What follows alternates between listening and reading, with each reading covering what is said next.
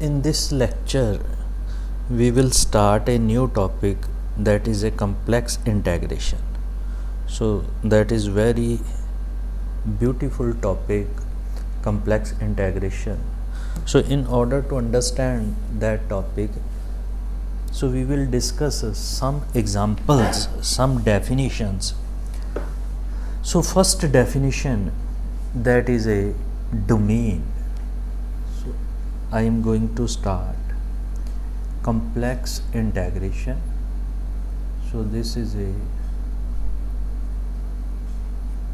complex integration. This is a complex integration, and first definition is domain, or we may write it as region. So this is a domain or region. So what is domain or region? So before going to domain, so first connected set. So what is connected set? Connected set. So first, what is connected set? If any 2 point, if any 2 points, so remember, if any 2 points in it are joined, by continuous curve,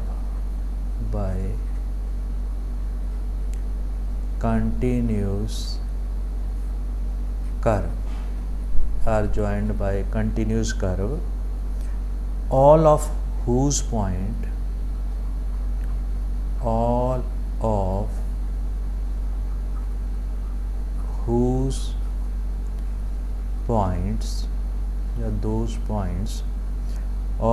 points belong to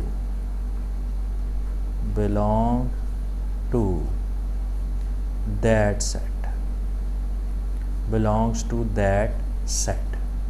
So such set is called a connected set. For example, now if we have some circle, so we have domain in kind of circle. So this is some circle. If I take any 2 point, so this is 1A point, this is second point. If they are connected by straight line or continuous curve, now these points also belong to that circle. It means this set is called connected set. This set is called connected set. So remember this, any 2 point, so any straight line joining these 2 points also a part of this curve. So this is called a connected set. On other side, if I take this kind of set, this kind of domain, now this is a, if I take this point A, this point B, and these points are connected by straight line, so this part belongs to the, and this part also belongs to the region, but this part does not belongs to the region. So it means it is a not connected set. So this is a connected set and this is a not connected set. So that is difference between connected and not connected set. And open connected set is called a open domain, closed connected set is called a closed domain. So connected set is called a domain. So this is a domain, this is a region. So open connected set is called a open domain and closed connected set is called a closed domain. So next definition, so just understand these definition. Next definition is simple arc. So first we did connected set, now second is simple arc, or we can say that Jordan arc or curve. So also it is called a curve. So simple arc, Jordan arc, ja curve. Now suppose x of t and y of t. T is a parameter, x is variable. These are continuous real valued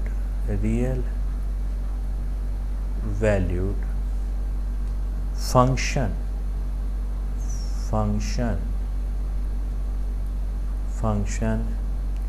in alpha less than equal to t less than equal to beta, this values. Then the set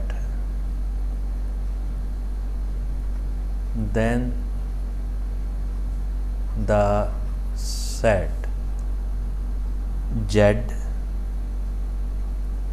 in the plane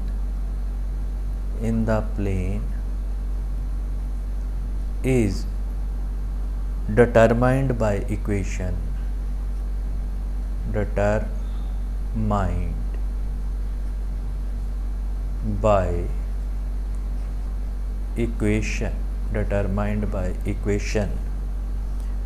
z, which is equal to x of t plus iota time y of t, and it is also written as z of t, or this t which is alpha less than equal to t less than equal to beta.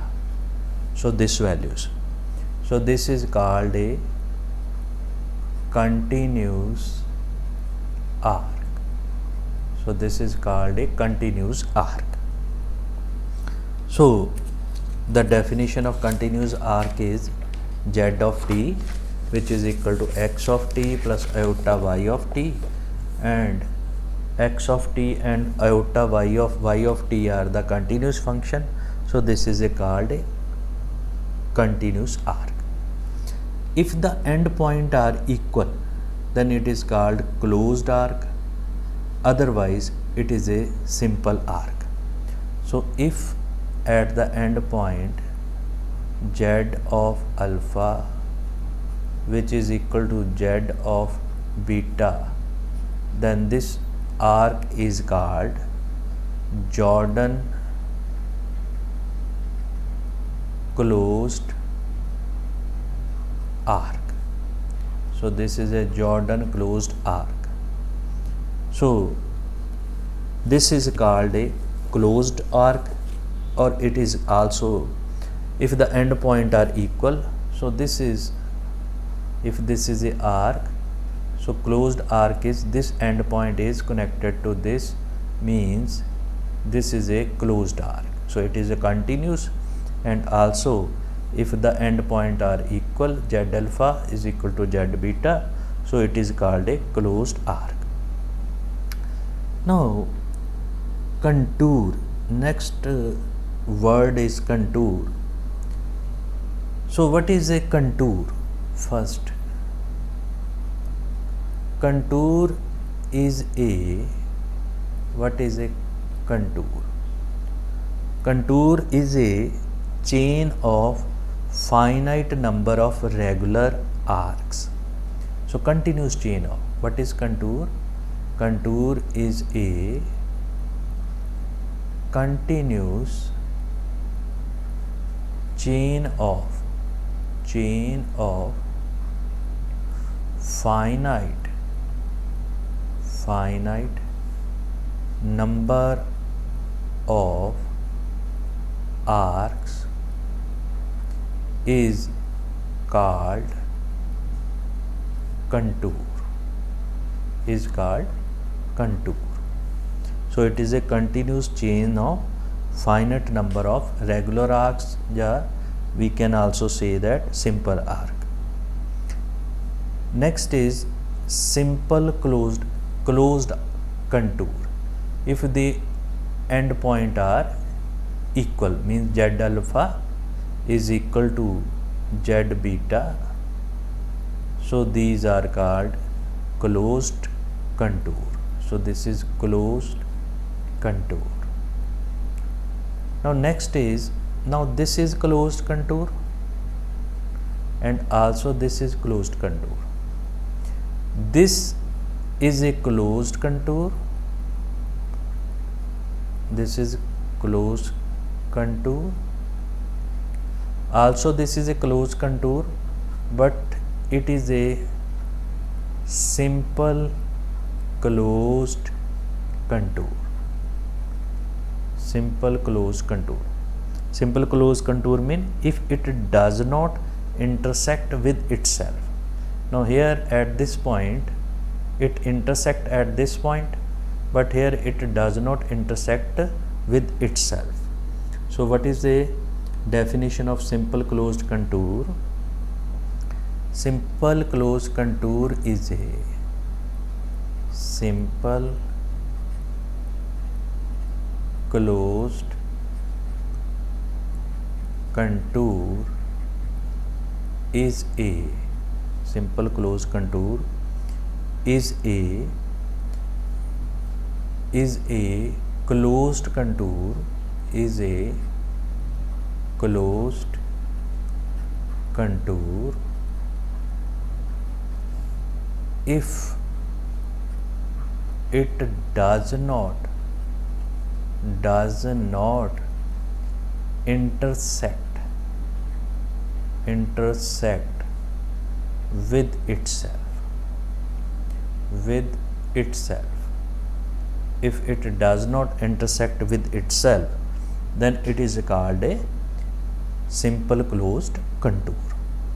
Now we are going through the 3 or 4 definition. So first is a connected domain. So first is a domain, basically which is a connected set. So this is called domain or region. And second is arc, or third is closed arc, and fourth is contour, and fifth is simple closed contour. Simple closed contour. So we must understand all the 5 definitions. So what is connected set? So connected set, we know that. And what is arc? So this is, and what is closed arc? What is contour? And the last, which is a simple closed contour. So we will work on simple closed contour in the theorems, also in the connected domains, also we use the domain. Now, so complex line integration. So just understand the basic definition of complex line integral. So just understand the basic definition of complex line integral. Suppose f of z, this is f of z, is continuous function, is continuous function of z. So it is a continuous function at every point of a curve. Continuous function at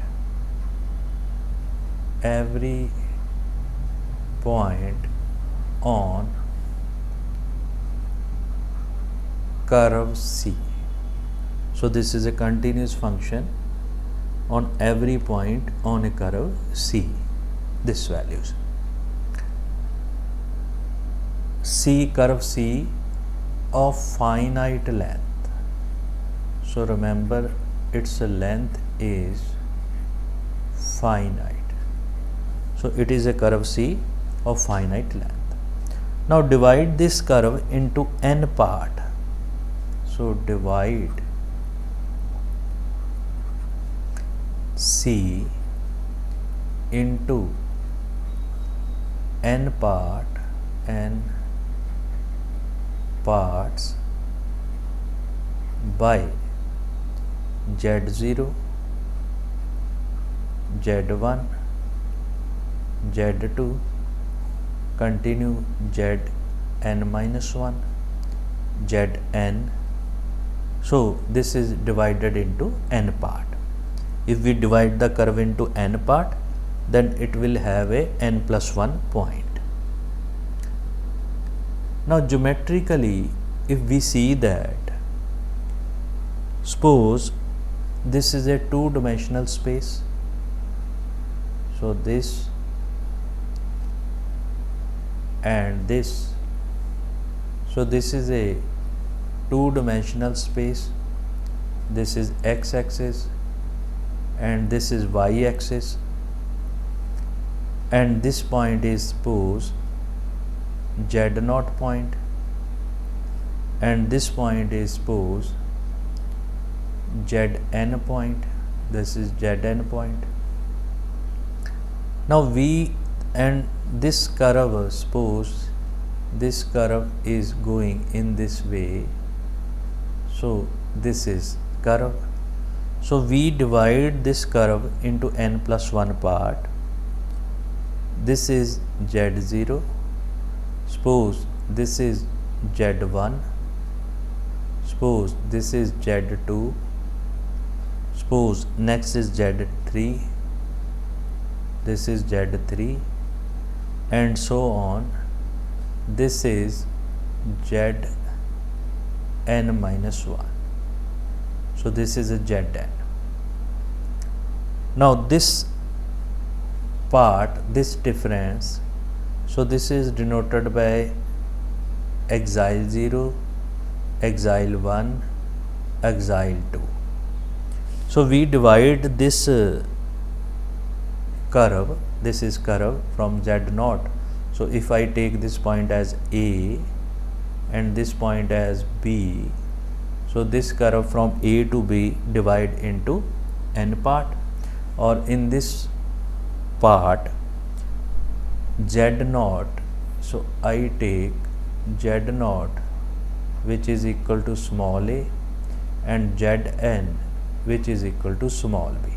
So it means integration from A to B.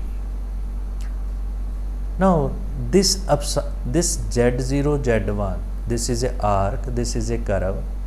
This exile 0 belongs to this values, exile 1 belongs to this values, exile 2 belongs to this set. So I take the different color. Suppose this color is green. Now this is belongs to this curve, this belongs to this part, and exile 2 belongs to this part. Similarly, exile n belongs to this part. So we choose, so just I write choose exile k, it is some point which belongs to arc, which belongs to arc zk minus 1 into zk. So which belongs to arc zk minus 1 to zk. Now suppose the maximum value of suppose by taking the length zk minus zk minus 1, and this is a maximum value of k, and this approaches to 0 as n approaches to infinity. Suppose this length approaches to 0 as n approaches to infinity. Now the sum, what is the sum? So this is a sum Sn, this sum which is equal to summation of f of axial k, and this is zk minus zk minus 1, k is running from 1 to n, this tend to, if this tends to fixed limit, this tend to fixed limit, right? This is a, as we did in the Riemann integration, so that is the same sum. So this sum is tend to limit, this sum tend to fixed limit as n approaches to infinity. So this is denoted by, this sum is denoted by integration a to b and f of z into dz, or this is integration fz dz around the curve C. So this is a complex line integral or line integral of function fz. So this is a line integral, the complex line integral of function fz. Now remember, the anti-clockwise direction is positive. So anti-clockwise direction is positive, and second, clockwise direction, so clockwise direction is negative. So these are the two directions. Anti-clockwise define the